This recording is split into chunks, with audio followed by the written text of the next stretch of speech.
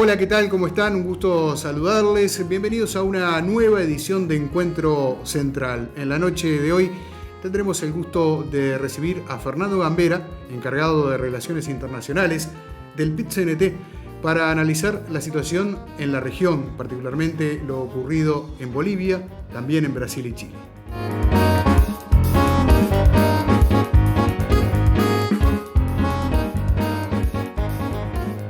Presentado ya a nuestro invitado y algo anunciábamos al comienzo de estos hechos que ocurrieron en las últimas horas, en los últimos días. Bienvenido, Fernando. Un gusto, como siempre. Bueno, pensar que hace una semana Lula estaba preso, Evo Morales seguía en el Palacio del Quemado en Bolivia gobernando ese país. ¿Cuántas cosas han cambiado en tan solo una semana, en 7 días, más otros episodios?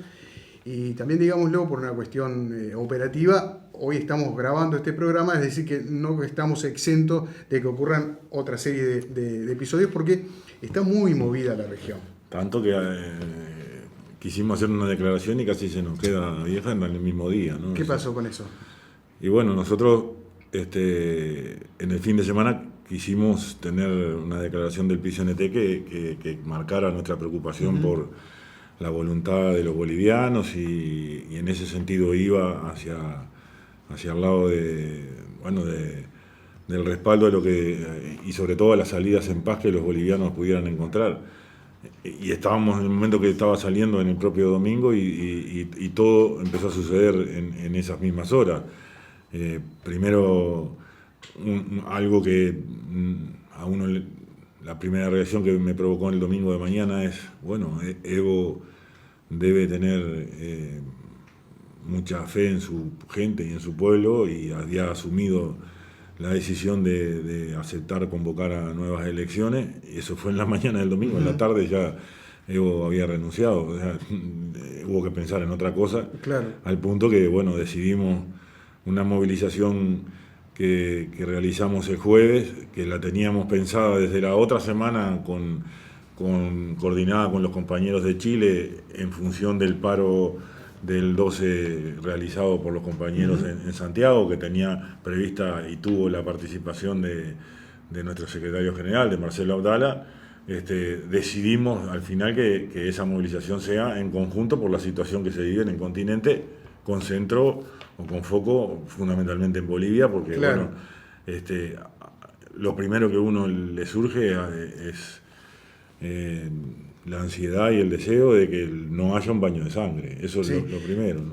Vamos a analizar desde tu punto de vista lo que ha ocurrido en Bolivia. Yo lo decía el otro día, no tengo ningún empacho en reconocer que cuando vos ves un animal que en el cuello tiene un collar que dice Bobby, que ladra y que tiene 4 patas y mueve la cola, es un perro. Y esto es un golpe de Estado. Podrá tener diferencias con otro tipo de golpes que recordamos del pasado, con actitudes que hoy vemos de repente en el presente, pero se trata de una ruptura institucional clara. Eso es un tema. Después me gustaría que empezáramos a ver algunas cuestiones vinculadas a no ponerle peros al golpe de Estado, pero sí tratar de entender por qué se dieron este tipo de situaciones. ¿Estás de acuerdo con que es un golpe de Estado? Sin duda, sin duda. Y es más, la semana pasada, antes de imaginar que esto iba a desembocar de esta manera, nosotros participamos como todos los años, de un acto recordatorio que la CTA de Argentina realiza en noviembre siempre por aquel hito histórico cuando en Mar del Plata hace 15 años se le dijo el no al ALCA. Que ahí mismo en el seminario, en la mesa, habían compañeros de las distintas centrales sindicales de la región, de Brasil, de Bolivia, de Chile, de Argentina y en el caso nuestra de Uruguay. Todos partíamos de un reconocimiento que era un reconocimiento que nos llevaba a una autocrítica después, ¿no? Un reconocimiento de que todavía no teníamos una valoración exacta de lo que había sido ese momento, porque tal vez es pasado cercano y a veces es más difícil de evaluar. Pero nos parecía a todos los que intervinimos allí en ese debate que incluso no tenemos una valoración exacta de lo que significó, porque junto con eso vino el desarrollo, ahí estaba el advenimiento de una serie la conjunción en la región de gobiernos que cada uno le pone el catálogo, lo cataloga donde quiere, o progresista, de izquierda, digamos, en general progresistas o renovadores en la política, y eso, ahí empezaba a desarrollarse esos periodos en donde coincidieron.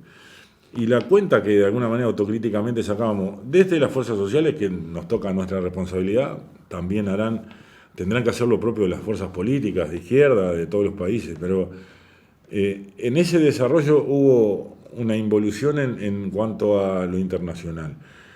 Tanto las fuerzas sociales como las fuerzas políticas nos metimos cada uno en su agenda nacional, que es verdad que tenían urgencias muy grandes, ¿no? Había extrema pobreza, había cosas que atender inmediatamente en lo nacional, pero nos absorbió de tal manera que no fue esa coincidencia de esos tiempos, salvo ese hito del no al ALCA, no fue aprovechado después para avanzar en la verdadera integración de los pueblos y que esa integración fuera una profundización de las democracias en los países. Y en todo caso, como parte de esa autocrítica, fue en el sentido contrario. En alguna medida hubo una progresiva alejamiento o lejanía de los gobiernos y las fuerzas políticas y las fuerzas sociales. Y eso tal vez sea el precio que estemos pagando. Entonces, si uno coloca eso frente a una receta que parece repetirse a lo largo del continente, que es el poder de los medios generando sensaciones de inseguridad, de caos, de que no se puede vivir en nuestros países, que todo está que arde, que no sé cuánto, combinado con apariciones mesiánicas, ¿no? Bolsonaro, aquí el fenómeno Manini, en donde no se dice cómo, pero se dice que se va a solucionar. Y cuando se dicen cosas muy graves. Por ejemplo, que se quiere flexibilizar la tenencia de armas en el país, cuando los resultados en otros países son terribles, de negativo. Entonces, y además, ahí notábamos un elemento que se repite en cada uno de la aplicación de estos modelos de opciones políticas de derecha conservadora, que es en la siembra del odio, ¿no? El miedo y el odio, combinados todo el tiempo, ¿no? Sí, sabes, Fernando, que la narrativa que tú tenés con respecto a este tema es como innegable viendo lo que ocurre en la región. Pero también hay otros episodios que hay que tener en cuenta. En el 2016 hubo un plebiscito que impedía la reelección de Evo Morales, decidió seguir para adelante. Hay otro episodio más reciente que es el caso aparentemente comprobado de fraude electoral por parte de la Organización de Estados Americanos, en un pedido que el propio gobierno de Evo Morales también le realizó al organismo internacional. Esas dos situaciones no dan también para hablar de una autocrítica o una mirada de algo que no estuvo bien hecho. Sí, a ver, si hubo un fraude, ya no hablamos de que no estuvo bien hecho, sino un delito, ¿no? Son dos cosas separadas. No está demostrado el fraude. Incluso hoy se conoce, por lo menos en Uruguay, supongo que en la región se estará conociendo en todos lados, un informe de un instituto técnico de Estados Unidos que dice que muestra como la proyección de los votos, que claro, estamos hablando de un país que no es suavemente ondulado como Uruguay, que nos enseñaron en la escuela. Es un país con muchos lugares de difícil acceso y demás, que hay una demora y que en llegar esos datos, y que son zonas en las que Evo tendría preponderancia, y por eso es que se dieron los resultados como se dieron. De todas maneras, para mí son dos aspectos que son separados, que son interesantes de debatir. Uno es, ya a esta altura la OEA no tiene propiedad para hablar de nada, ¿no? En realidad ha tenido una posición siempre en contra de los gobiernos que quieren cambios y demás, que hace que uno empiece a tener dudas. Pero de todas maneras, acá hubo un gobierno que dijo, si hay duda lo volvemos a hacer. Y sin embargo, esa siembra del odio y eso no pudo detener después que todos pararan entonces, que hicieran un acuerdo político de cómo renovar la Corte Electoral en Bolivia, y que con nuevas autoridades electorales que fueran de confianza de todos se pudieran hacer elecciones nuevas. Lo que no quita es, me parece un debate, ese sí, dentro de la autocrítica a las fuerzas progresistas, es que efectivamente tenemos una dificultad en el continente para encontrar liderazgos que vayan renovando a los liderazgos que se fueron consolidando. Y de alguna manera Uruguay está haciendo un tránsito en ese sentido que no es indoloro. Le pasó a Correa. Hoy Ecuador está en la situación que está, con un enfrentamiento en las calles terrible y demás. Pero esa falta de relevo no obedece también al hecho de que un mandatario quiera seguir manteniéndose en el poder, más allá de que pueda hacerlo democráticamente. Debe ser dialéctico, ¿no? No hubo capacidad de recambio. De recambio que no tiene que ser la voluntad de uno o de un líder, claro, que tiene que ser el que facilitador seguramente, pero tiene que ser de orgánica, ¿no? Y tiene que ser de las fuerzas políticas, de los partidos como tal. Y como no es un tema exclusivo con Evo y en Bolivia, es evidente que es un problema estructural que no hemos sabido manejar. Porque ahora estamos festejando, y creo que es para festejar que haya salido Lula en libertad. Eso a todas luces le da la impresión que le ha oxigenado la vida a Brasil, como que ha recolocado cierto grado de esperanza en Brasil. Pero también habla de lo mismo que estábamos diciendo con Evo. O sea, no se vislumbra alguien que uno sienta que al costado de Lula empieza a crecer. Sí. Y Venezuela tuvo una situación similar. Se nos puede decir que Chávez tuvo una muerte mucho más repentina, pero no se ven ese recambio de liderazgo. Y incluso en Chile, en donde hay una movilización popular ahora muy numerosa y que está haciendo noticia por su cantidad y calidad en contenido también. Ahí el otro día comentábamos aquí en un análisis también en el PCNT, no se ven líderes sociales que salvo los estudiantiles que tienen un tiempo más, pero no se ven liderazgos fuertes allí, claro, que estén marcando la impronta, ¿no? Sí, permíteme seguir en Bolivia para después en los bloques posteriores sí hablar de Brasil y Chile, que creo que merecen ya de por sí un capítulo aparte cada uno. Como te digo una cosa, te digo la otra, como se suele decir muchas veces. Es cierto también que en el afán muchas veces de un mandatario de seguir gobernando, ocurren cosas como por ejemplo la presentación del principal contrincante, por lo menos el legal contrincante, el expresidente Mesa, que de alguna manera convalida al presentarse a las elecciones el hecho de que 3 años antes Evo Morales no había atendido a ese plebiscito que le impedía la reelección, ¿no?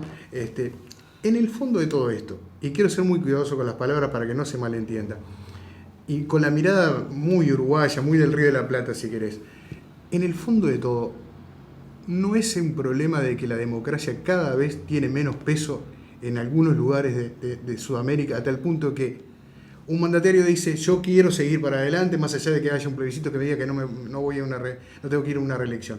Y la oposición, en lugar de impugnar y decir no, yo no me presento a las elecciones, dice me presento porque capaz que las gano, me va bárbaro, y si las gano no me importa que haya habido un plebiscito que podía haber impugnado. Sí. Y si no las gano, le impugno. En el fondo de todo. No está allí, no digo que un desprecio sería una palabra desmedida, pero sí una falta de sentido democrático, porque no me imagino eso ocurriendo acá. O sea, no me imagino una reelección, porque no existe, y creo que es muy sabio, ha sido muy sabia la Constitución en ese sentido, y tampoco me parece que alguien que no respete la voluntad de un plebiscito podría seguir gobernando. Y también, efectivamente, aquí nos influye nuestra idiosincrasia, nuestra forma de ser y nuestro carácter aldeano, ¿no? En el que todos nos conocemos. Porque aquí también surgieron movimientos autoconvocados que decían ser sin carácter político partidario, no pertenecer a nada y no sé qué, cuánta cosa más, cuando en realidad después rascábamos un poco y empezábamos a encontrar las vinculaciones. Pero acá es más fácil, acá somos pocos, familiarmente siempre hay algún vínculo en el que podemos atar cabos y llegábamos a conclusiones. En otros lugares tal vez sea más difícil por la cantidad que son, por las dimensiones de los países. Lo que sí creo que es interesante de lo que vos planteás, y es un debate abierto que creo que debería dar Ahí creo que es un debate horizontal al sistema político, al sistema democrático. Al sistema político, por un lado, pero a todo lo que es la sociedad civil y su representación social a través de las organizaciones que la sociedad civil tiene en cada uno de los países. Y es que la democracia efectivamente empieza a estar hackeada. No es casualidad que todas esas organizaciones sociales que van de un espectro al otro de todas las luchas, ¿no? Campesina, feminista, por los derechos igualitarios, sindicales y demás, hemos confluido en algo que se ha dado a llamar Jornada Continental, que el lema que lo junta es contra el neoliberalismo en favor de la democracia. Porque lo que se ha venido gestando con los gobiernos neoliberales en distintas partes del mundo, con las recetas de ajustes y de cargar sobre el hombro de la mayoría, de los trabajadores y los más débiles, todos los costos que se quieren de alguna manera achicar y siempre se aprieta por el mismo lado. Estas recetas las hemos vivido en todas las partes del mundo, no solo aquí en América. Y por otro lado, a veces esas lejanías que decía al principio entre las fuerzas sociales y las fuerzas políticas y los gobiernos aún progresistas, han dado... y con la siembra del odio que de alguna manera se ha introducido en más de una de nuestras sociedades, e incluso en Europa, ¿no? Con focos de neonazis y demás, eso ha ido para mí haciendo un caldo de cultivo que da la posibilidad a que surjan opciones antisistema. Claro. Y entonces se vota en contra de todo, pero termina depositándose la confianza en alguien que no se sabe qué rumbo va a tomar. Es aquel peligroso del 2001 de Argentina de que se vayan todos, ¿no? Y de alguna manera es la versión de las opciones nuevas electorales en el Uruguay o las opciones nuevas electorales en Europa y en este caso Mesa fue a las elecciones, pero a eso hay un fenómeno preocupante en Bolivia que lo lidera Camacho, ¿no? Sí, permitime hacer una pausa y ya venimos. Ahora retomamos el tema Bolivia. Estamos dialogando con el encargado de Relaciones Internacionales del PIT-CNT, Fernando Gambera. Ya venimos.